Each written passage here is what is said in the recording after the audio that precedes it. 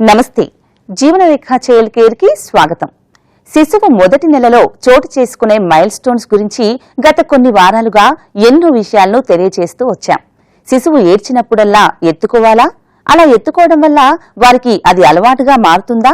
వారిని ఊరుకోబెట్టేందుకు పాసిఫైయర్స్ ఇవ్వటం మంచిదేనా? శిశువు పుట్టిన ఎన్ని రోజులకి బయట తిప్పవచ్చు? ఇలా నెల నిండిన శిశువుల సంరక్షణలో ఎన్నో సందేహాలు. ఈనాటి కార్యక్రమం శిశువుల సంరక్షణలో తల్లిదండ్రులకు వచ్చే సందేహాలపై వైద్య నిపుణులు ఇచ్చే సమాధానాలతో పాటు తీసుకోవాల్సిన జాగ్రత్తల గురించి పలు వివరాలను మీ ముందుకు తీసుకువచ్చింది మీ జీవనరేఖ చైల్డ్ కేర్.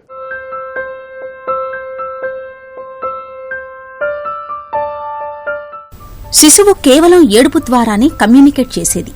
కానీ నవజాత శిశువు ఏడ్చినప్పుడల్లా వెంటనే ఎత్తుకోవడం వల్ల వారికది అలవాటుగా మారిపోతుందేమో అనే సందేహం వస్తుంది.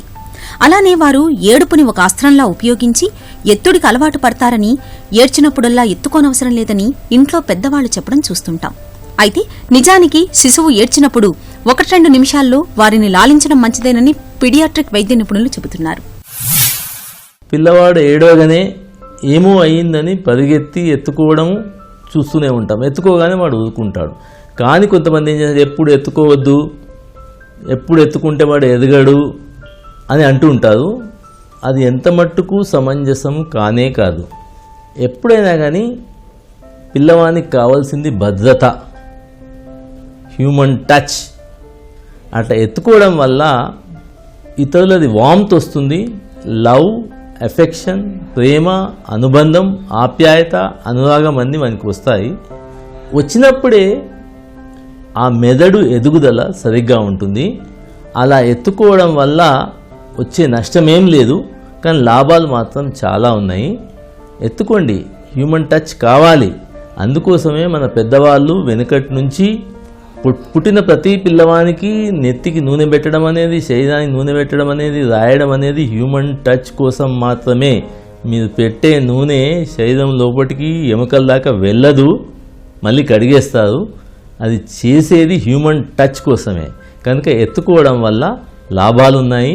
మంచి పని. పిల్లల్ని ఎంత ఎత్తుకుంటే అంత మంచిది, ఎంత ఒడిలో పెట్టుకుంటే అంత మంచిది. తల్లి ఎత్తుకుంటే ఇంకా మంచిది. వేరే వాళ్ళు ఎత్తుకునే దానికంటే తల్లి ఎత్తుకోవడం వల్ల తల్లికి పిల్లకు అవినాభావ సంబంధం, బాండింగ్ త్వరగా ఏర్పడుతుంది, ర్యాపిడ్ డెవలప్ అవుతుంది. పిల్లలకు కావాల్సింది I to eye contact, skin to skin contact and smell to smell contact. ఇది తప్పనిసరి. బాగా ఏడవనివ్వు, అప్పుడు పాలివ్వు అని కూడా ఇంట్లో పెద్దవాళ్లు చెప్తూ ఉంటారు. ఇలా ఆకలి వేసినప్పుడు ఎక్కువసేపు ఏడవడం వల్ల వారి పొట్టలోకి గాలిపోతుంది. దీనికంటే కూడా ఏడ్చిన వెంటనే తల్లి పాలు ఇవ్వడం మంచిదేగా. ఏడుస్తున్న శిశువుకి తల్లి పాలు ఇస్తుంది. అయినా కూడా వాడు ఏడుస్తూ ఉంటాడు. వెంటనే ఒక పాసిఫైయర్ తీసి వాడి నోట్లో పెడుతుంది. అది నోట్లో పెట్టుకుని తల్లి చనుమున అనుకుని ఊరుకుంటాడు. ఇటువంటి కృత్రిమమైన టెక్నిక్స్ తో శిశువుని ఊరుకోపెట్టడం ఎంతవరకు శ్రేయస్కరం? శిశువు ఊరికినే పేచీ పెడుతూ ఏడుస్తుంటాడు. ఇప్పుడే కదా పాలిచ్చింది అని తల్లి అనుకుంటుంది. ఎలా ఊరుకోబెట్టాలా అని వివిధ రకాల ప్రయత్నాలు చేసినా ఊరుకోకపోతే ఏం చేయాలి అనే సందేహం వస్తుంది. పాసిఫైయర్ని శిశువు నోట్లో పెట్టడంతో ఏడుపు ఆపేస్తాడు. అది అమ్మ చనుమున అనుకుని శిశువు ఏడుపు ఆపుతాడు.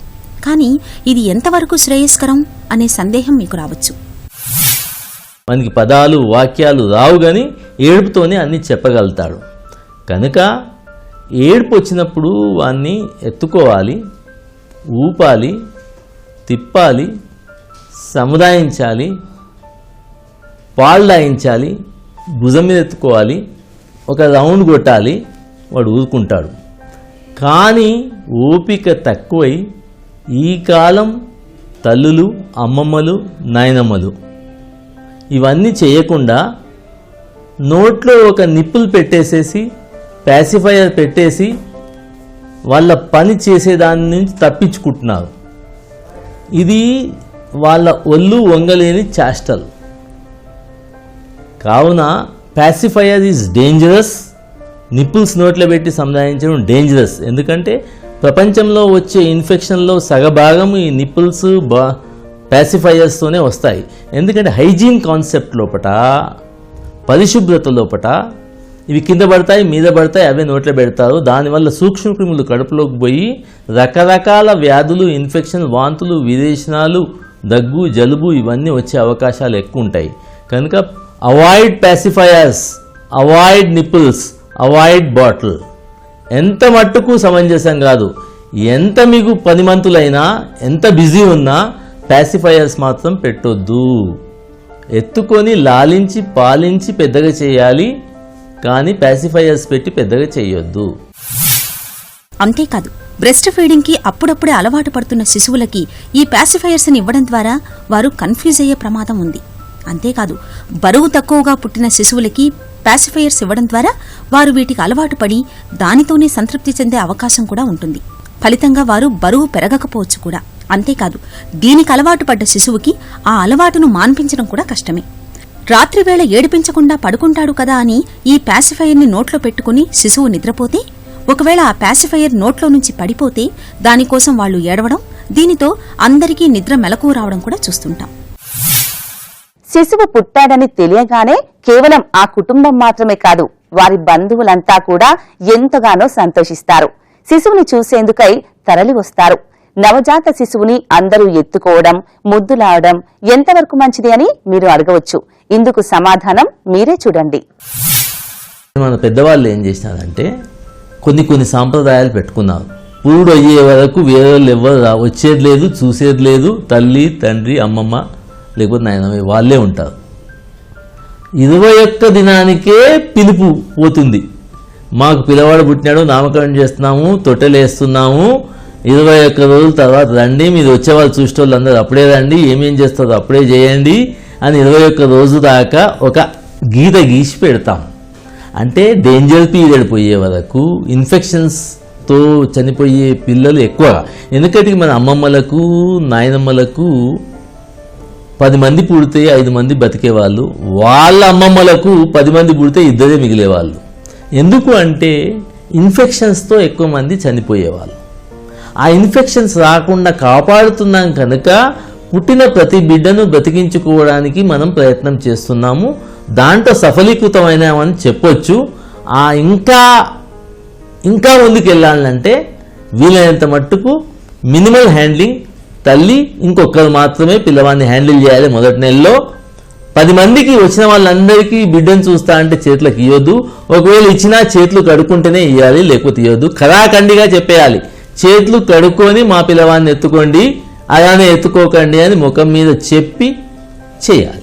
బాగా వేడిగా ఉందని నెల నిండిన మా బాబుకి పలుచటి బట్టలు వేసి బయటకు తీసుకెళ్తే చుట్టుపక్కల పెద్దవాళ్లు, ఇదేంటమ్మా శిశువుని ఇలా గాలి తగిలేలా తీసుకొచ్చావు, వెచ్చగా కప్పి ఉంచాలి అన్నారు.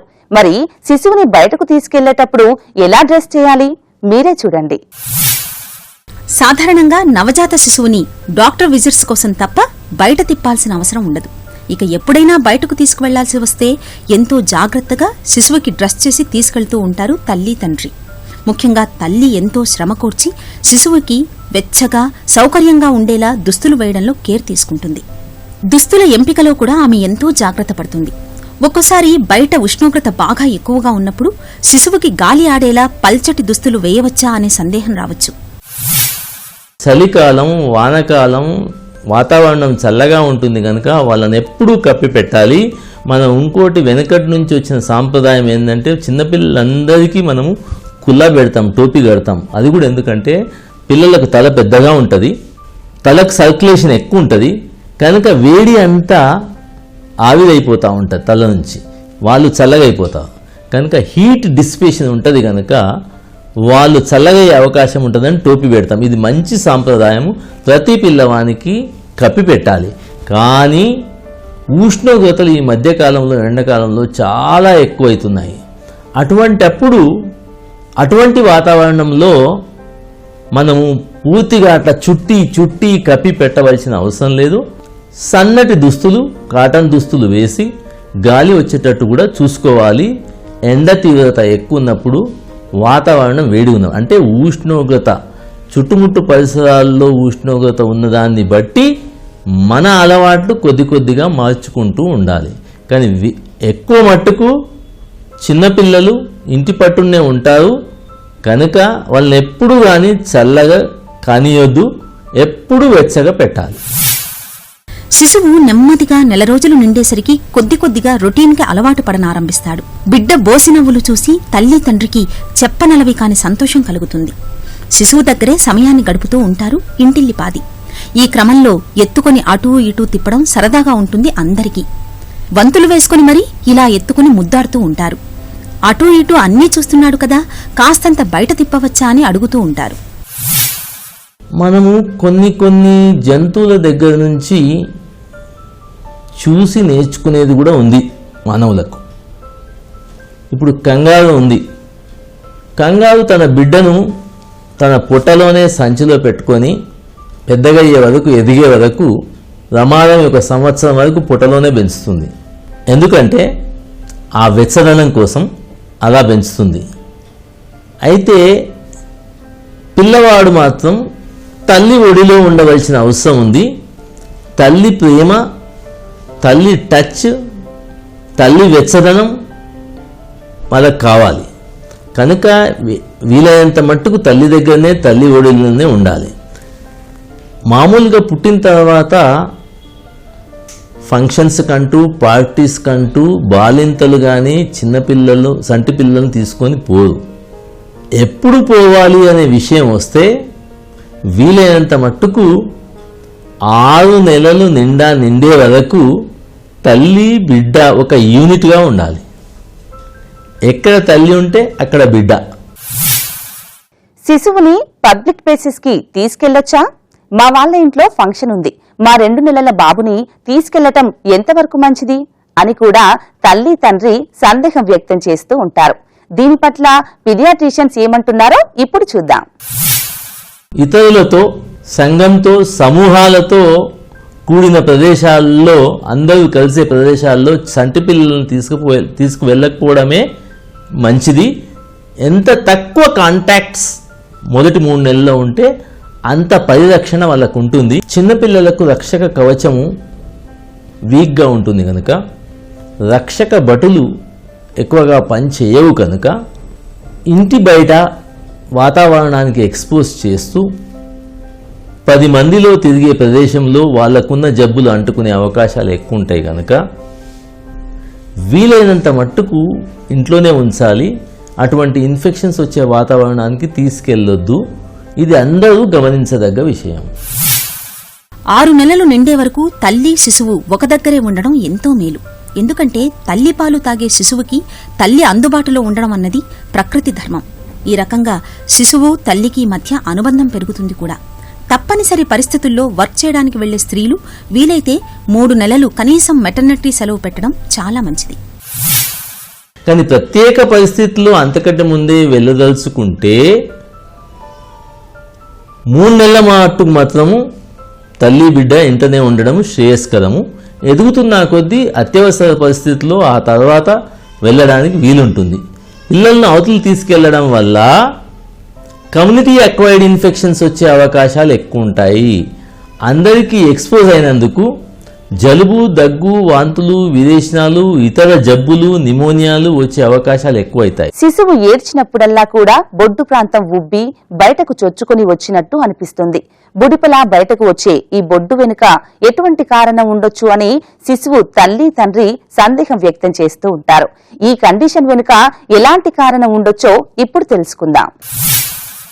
అరుదైన కండిషన్స్ లో నవజాత శిశువుల్లో బిడ్డ ఎక్కువగా ఏడ్చినప్పుడు బొడ్డు ప్రాంతంలో చర్మం లోపల నుంచి ఉబ్బెత్తుగా లేస్తున్నట్టు అనిపిస్తుంది. శిశువు ఏడుపు ఆపిన తర్వాత మళ్లీ అది చదునుగా అయిపోవచ్చు. దీనిని అంబ్లికల్ హెర్నియా అంటారు. పాప తల్లి గర్భంలో ఉన్నప్పుడు పేగులన్నీ కడుపు బయటనే ఉంటాయి. వయసు పెరిగినా కొద్ది లోపట ఈ పేగులన్నీ మెల్లమెల్లగా కడుపు లోపలికి పోతూ ఉంటాయి. ఈ 7వ నెల 8వ నెల వచ్చే వరకు లోపట గెస్టేషన్, గర్భిణీ సమయంలో ఆ రంధ్రం అనేది మూసుకుపోయి ఉట్టి బొడ్డు తాడు మాత్రమే ఉంటుంది. కానీ కొంతమందికి ఆ రంధ్రం మూసుకుపోకుండా అలానే కొద్దిగా మిగిలిపోతే పుట్టిన తర్వాత కూడా పిల్లవాడు ఏడ్చినప్పుడు ఆ ప్రెషర్కు ఆ రంధ్రం నుంచి కడుపులో ఉన్న పేగులు బయటికి ఇట్లా తొంగి చూస్తాయి తోలి కిందికి. దీన్నే అంబులికల్ హెర్నియా అంటాం. అయినా మనం ఏమి గాబరాపడవలసిన అవసరం లేదు. మామూలుగా చిన్న చిన్న హర్నియాలన్నీ పిల్లగాడు పాకుతూ నడుస్తూ ఉన్న వయసులో ఈ కండరాలు గట్టిగా అదంతా మూసుకుపోయి వాటంతలు అవే మూసుకుపోతుంది చాలామందికి. ఎవరికైతే 3-4 సంవత్సరాల వరకు కూడా ఇంకా మూసుకుపోక ఉంటే వాళ్లకు శస్త్రచికిత్సతో ఆ రంధ్రాన్ని మూయవలసి వస్తుంది. అయితే రోజు రోజుకు దినదినాభివృద్ధి చెందుతూ ఆ అంబులికల్ హెర్నియా పెద్దగా అయ్యే అవకాశాలు కూడా ఉంటాయి. కనుక దానికి అంత పెద్దగా అయ్యి 3వ సంవత్సరం 4వ సంవత్సరం వరకు కూడా మూసుకపోకపోతే ఆపరేషన్ చేయిస్తాం. నవజాత శిశువుల్లో అప్పుడప్పుడు పాదాలు, చేతివేళ్లు నీలిరంగులో మారటం వెనుక ఎలాంటి కారణాలు ఉండొచ్చు? ఇటువంటప్పుడు ఎలాంటి జాగ్రత్తలు తీసుకోవాలో ఇప్పుడు తెలుసుకుందాం. సాధారణంగా పుట్టిన వెంటనే శిశువులు చాలా సుకుమారంగా గులాబీ రంగులో ఉండడం చూస్తుంటాం.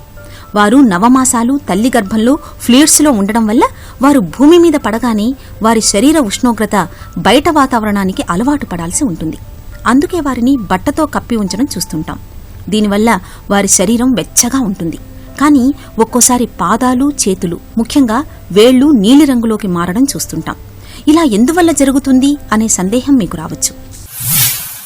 పుట్టిన బిడ్డలు వాళ్ళ టెంపరేచర్ రెగ్యులేషన్ మెకానిజమ్స్ చాలా వీక్గా ఉంటాయి. బ్రెయిన్ ఇమ్మెచ్యూర్ ఉంటుంది.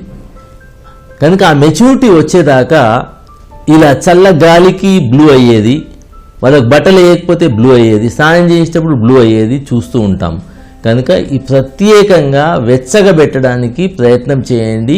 అలా చేసినప్పుడు ఈ బ్లూనెస్ డిస్అపియర్ అయిపోతుంది. అయినా అలా బ్లూనెస్ ఉంది అంటే, అలా నీలిరంగు ఇంకా ఉంది అంటే డాక్టర్ దగ్గర తీసుకెళ్ళి శ్వాసకోశానికి, ఊపిరితిత్తులకు, గుండెకు సంబంధించిన జబ్బులు ఏమీ లేవు అని నిర్ధారణ చేసుకోవాల్సిన అవసరం కూడా ఉంది. మీకు ఎప్పుడైనా అనుమానం వచ్చినప్పుడు ఇంకా నీలిరంగునే ఉన్నాయి మూతి, నాలుక, వేళ్ళు, కాళ్ళు అన్నప్పుడు గుండె జబ్బులు లేవు అని నిర్ధారణ చేసుకోవడం తప్పనిసరి.